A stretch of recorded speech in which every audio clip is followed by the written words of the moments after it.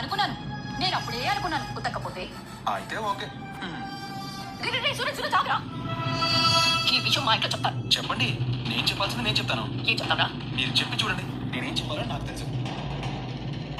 గీత ఎలా వచ్చిందో, తాళం ఎవరు వేశారు, ఆ క్యారేజ్ ఎవరు పంపారు, నా దగ్గర అన్నింటికి వివరాలు ఉన్నాయి మేడం. వీడు ఇంకా అది మర్చిపోలేదే. రే పోరా, నేను నీ షర్ట్ ఉతకను, నువ్వేం చేసుకుంటావో చేసుకో. నీకు దిక్కున్న చోట చెప్పకు. నీలాంటి చిల్లర బెదిరింపులకి ఈ జ్యోత్స్న భయపడదు.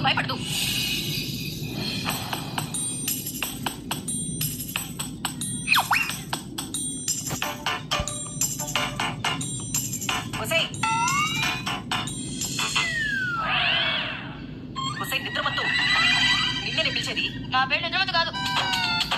ఏమైందమ్మా? ఏమవుతుందిరా, పుస్తకాలు ముందేసుకుని నిద్రపోతుంది. నా చదువుకుని తప్ప వేరే పర్లేదా నాన్నమ్మా? సౌర్య, నాన్నమ్మ అలా అనుకోదు కదా. నేను ఇంకా చదువుకున్నా. ఉదయం లేచి చదువుకుంటావా? మొత్తానికి చదువుకోను. చదువు మానేసి ఇంట్లో అంట్లు తోకుంటావా? జాబ్ చేస్తాను. తమరు చదివేది 4th క్లాసు, MBA ఏం కాదు. నేనేమి MBA చదువుతున్నానని చెప్పట్లేదు, 4th క్లాస్ చదువుతున్నానని చెప్తున్నాను. 4th క్లాస్కి ఎవరైనా జాబ్ ఇచ్చేది? మీ నాన్న. ఏమన్నావు? అవును, ముందు చదివి నాకు జాబ్ ఇస్తాడు. అలా నీకు చెప్పాడా? చెప్పకపోయినా ఇస్తాడు.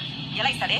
5th క్లాస్ చదివిన అమ్మకి CEO జాబ్ ఇచ్చినప్పుడు 4th క్లాస్ చదువుతున్న నాకు ఆ మేనేజర్ పోస్టే ఇవ్వడా? ఏంటి రోడి, మీ అమ్మ మీద సెటర్ వేస్తావా? సెటర్ కాదు నాన్న, నేను ఆఫీస్కి వచ్చినప్పుడు అన్ని చూశాను, అప్పుడే డిసైడ్ అయిపోయాను. ఇప్పుడు స్కూల్కి వెళ్ళి చదువుకుని ఎప్పుడో పెద్ద జాబ్ చేయడం కంటే ఇప్పుడే జాబ్ లోకి వెళ్ళిపోయామనుకో, అప్పుడు నాన్నమ్మ నాకు అన్ని కొనిస్తుంది. ఇందుకేరా పిల్లల్ని పిల్లల దగ్గరే ఉంచమనేది. మీరేమో దాన్ని తీసుకెళ్లి ఆఫీస్ లో పడేశారు.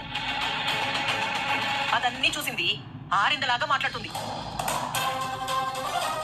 దీన్ని ట్యూషన్లు వేయాల్సింది బాబా. అలాగైతేనే దీనికి చదువు వస్తుంది. నేనేదో చదువుకున్నట్టు మాట్లాడుతున్నానేంటి? మా అమ్మ CEO అని మా మిస్ కి చెప్పాను. మా మిస్ మీ మమ్మీ ఏం చదువుకుంది అని అడిగింది. 5th క్లాస్ అని చెప్తే మా మిస్ నవ్వింది. ఎందుకు నవ్వుతున్నారని మిస్ అడిగితే 5th క్లాస్ కి CEO అవుతారా అని నీకు సరిగ్గా తెలీదు అంది. అందుకే చదువు మానేసి జాబ్ చేద్దాం అనుకుంటున్నాను. చేతుగల్లి కానీ ముందు హోంవర్క్ చేయవే. నీ పెద్దలు ఉన్నారంటే పిల్లలు ఎదిగినప్పుడు. నీకు నేను నాన్నమ్మని కాదే, నువ్వే నాకు అమ్మమ్మలా తయారయ్యావు. అప్పుడైతే హోంవర్క్ లో చెయ్యి. బాగా ఎక్కువవుతుంది. అబ్బబ్బా, ఈ చదువు నేను చదవలేనమ్మా, పోయి పడుకుంటాను. దీనికి చదువు అంటే మరీ ఇంత బద్దకం ఏంట్రా?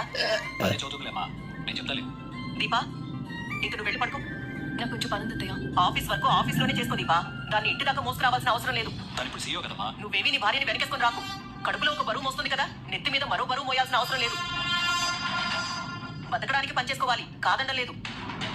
పనే బ్రతకవ్వకూడదు. ఆఫీస్ లో 8 గంటలు, నిద్రలో 7 గంటలు, సొంత పనులకి 5 గంటలు, ఇంకా మీకంటూ మిగిలింది ఒక 4 గంటలు. ఇది జీవితం మొత్తానికి లెక్కేస్తే బతికిన రోజుల కంటే జీవించిన రోజులు చాలా తక్కువ ఉంటాయి. కబుర్లు చెప్పుకుంటూ కాలాన్ని మర్చిపోయి బతకడంలో కూడా బోలెడంత ఆనందం. ಮೊದಲೆಲ್ಲ ಐಸ್ ಕ್ರೀಮ್ ತಿನ್ನುವಾಗ ಹತ್ತಲ್ಲಿ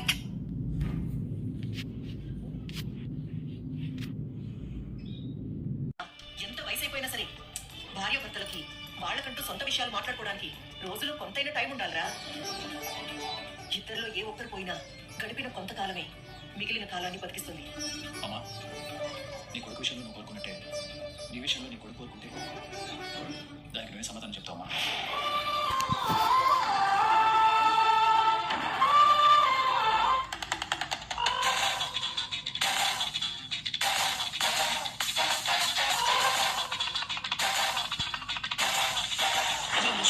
నీకు దిక్కున్న చోట చెప్పు. నీలాంటి చిల్లర బెదిరింపులకి ఈ జ్యోత్స్న భయపడదు.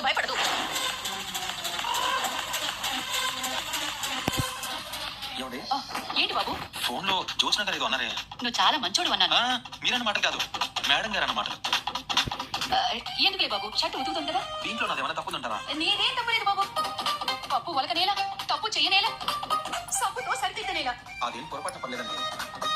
కావాలనే చాలా కాన్షియస్ గా చాలా పద్ధతిగా పోసారు. అవునా? మీరు అంత షాక్ అవుతారండి?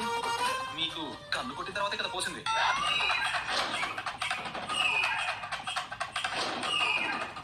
అంత చూసొచ్చినట్టు ఏం మాట్లాడండి? కంట్లో ఏదో పడితే కన్ను మూసినట్టుంది బాబు.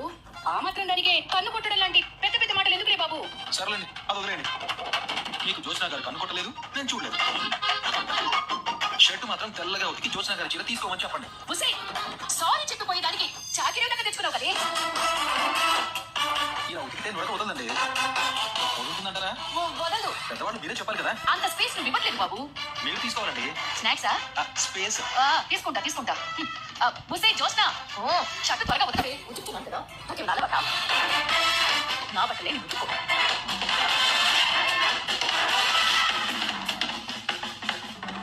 అయ్యో జోస్నా, చపాతి పిండినట్టు అలా పిసకడం కాదే. బండికేసి బాది. వీడికేసి బాదరా. నేను మీ చీర గోడకేసి బాస్తాను. చెప్తున్నావు కదరా.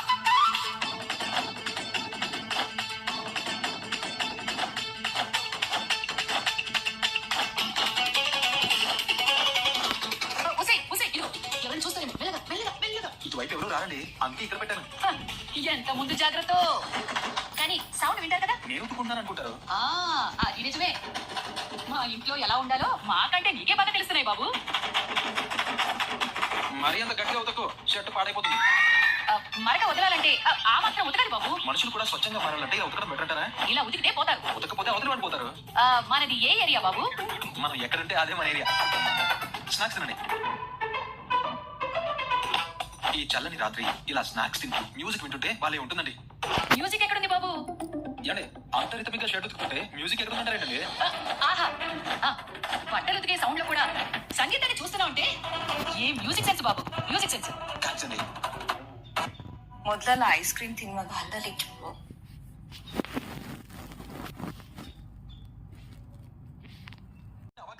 అవుతావురా, బాగా అవుతావు.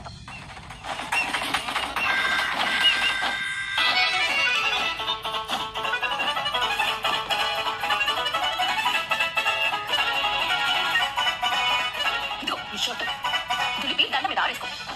ఇట్టివ్వు నా శారీ. థ్యాంక్ యూ జ్యోత్స్నా గారు, మీ అమూల్యమైన సమయాన్ని నా షర్ట్ ఉతకడానికి కేటాయించినందుకు. It's okay my dear Suraj.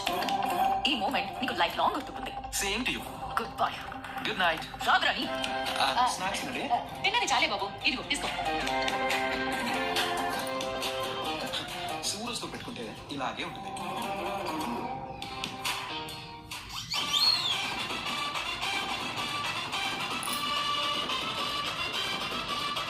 నాతో షర్ట్ ఉతికిస్తే ఇలాగే ఉంటుందా? ఎవరికి ఎలా బుద్ధి చెప్పాలో నాకు తెలుసు కదా. షర్ట్ ఎలా ఉంది, నువ్వు అనుకున్నట్టే వచ్చిందా? సూపర్ గా ఉంది. దీన్ని నీ జ్ఞాపకంగా నా దగ్గరే పెట్టుకుంటాను. ఫ్రేమ్ కట్టించుకుని గోడ పెట్టుకో. Thanks for your suggestion. పలుపు ఇంకా తక్కువైంది, కేడవలేక నవ్వుతున్నాడు. పదపోదా. నీ పొగరే నీ ఐడెంటిటీయే, అదే నాకు నచ్చింది. నీ మెళ్ళలో 3 ముళ్ళు వేసే వరకు నేను వదిలిపెట్టను. నా బంగారం షర్ట్ ఎంత బాగా ఉతికిందో.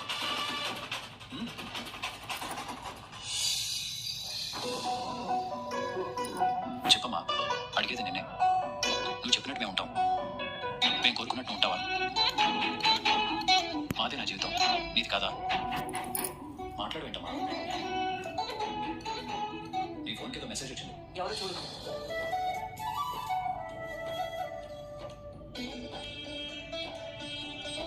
నాన్న వీడియో మెసేజ్ పంపాడు, చూడు. ఎవరు చూస్తే ఏముందిలే, నువ్వే ఓపెన్ చెయ్యి.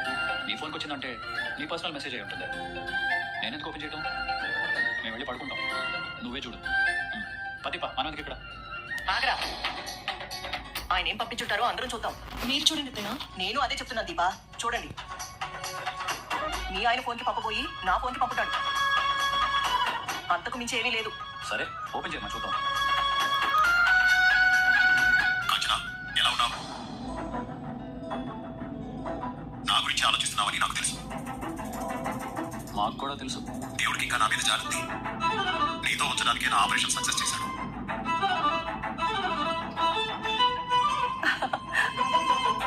ఆపరేషన్ అయిపోయింది. నా భయం ఓకే. ఇంకా చెప్పాలంటే ఐఎమ్ ఆల్ రైట్. రేపే బయలుదేరి ఇండియా వస్తున్నాను. రాగానే మొదటి నిన్నే కలుస్తాను. ఉంటాను. నిజమే దీపా, ఈ వీడియో నాకు పంపించిపోయి అమ్మ ఫోన్ పంపించినట్టున్నా. స్పష్టంగా అర్థమవుతుంది. ఒరేయ్, ఇప్పటి వరకు నీ కూతురు ఆట పట్టించింది, ఇప్పుడు నువ్వు ఆట పట్టిస్తున్నావా? ఏదో సరదాగా అనాలేమా, ఇందులో ఆట పట్టించడానికి ఉంది. నాన్నకి వంటి ప్రాణం. ఆ ప్రాణాలు నిలబెట్టుకుని నీ కోసం వస్తున్నాడు. నువ్వు నోటితో ఏం చెప్పకపోయినా నీ కళ్ళు మాకు అన్నీ చెప్తున్నాయి. చూడు, చిన్న సైజ్ చందమం అలాగే ఎలా వెళ్ళిపోతున్నాయో. ఒరే, ఇదంతా ఆయన సర్జరీ సక్సెస్ అయినందుకేరా. చాలా ఆనందంగా ఉంది నాకు. కనపడుతుంది. రేపు ఇండియాకి రాగానే ఇక్కడికే వస్తా అన్నాడు కదా. ఒరే, మీరు రేపు ఎక్కడికి వెళ్ళకండి. ఆయన మీకోసమే వస్తున్నారు. ఎవరి కోసం వస్తున్నాడో చెప్పాడులే.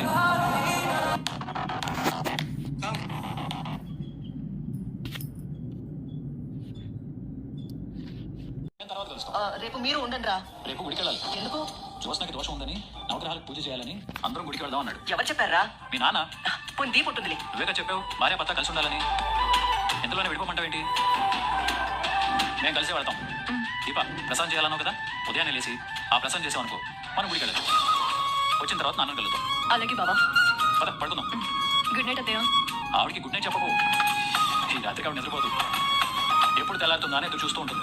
పోరా. పోతున్నాం. పద.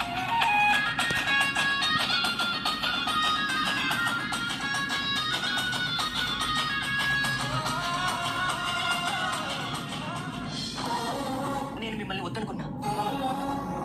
ఈ 5వ తరం నాతో ఉన్నంత కాలం మీరు నాతో ఉన్నట్టేనండి. మీ భార్యగా మీ క్షేమం కోరుకోకుండా ఎలా ఉంటాను? ఆ భగవంతుడి దయ వల్ల అంతా బాగానే జరిగింది. కార్తీక్ గారు చెప్పినట్టు ఈ రాత్రి నాకు నిద్ర పట్టదండి. ఎప్పుడు తెల్లారుతుందా అని ఎదురు చూస్తూ ఉంటాను మీకోసం.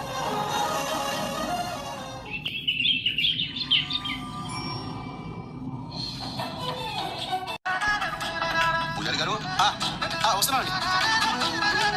నమస్తే శివనారాయణ గారు. నమస్కారం. చాలా రోజుల తర్వాత కుటుంబంతో వచ్చారు. రావాలని అనుకుంటున్నాను, కానీ కుదరటోంది. ఆ భగవంతుడు కూడా దయ చూపించాలి కదా. చూస్తుంటే ఏర్పాట్లని గట్టిగానే చేయించినట్టున్నారు. ఉదయం టిఫిన్ల దగ్గర నుంచి మధ్యాహ్నం భోజనం వరకు ఇక్కడ అన్నదాన కార్యక్రమం నిర్వహిస్తున్నారండి. ఎవరు? వాళ్ళది మీలాగే పెద్ద కుటుంబం. 10 మంది ఆకలి తీర్చి మంచి పని ఎవరు చేసినా మనం అభినందించాల్సిందే మామయ్య గారు.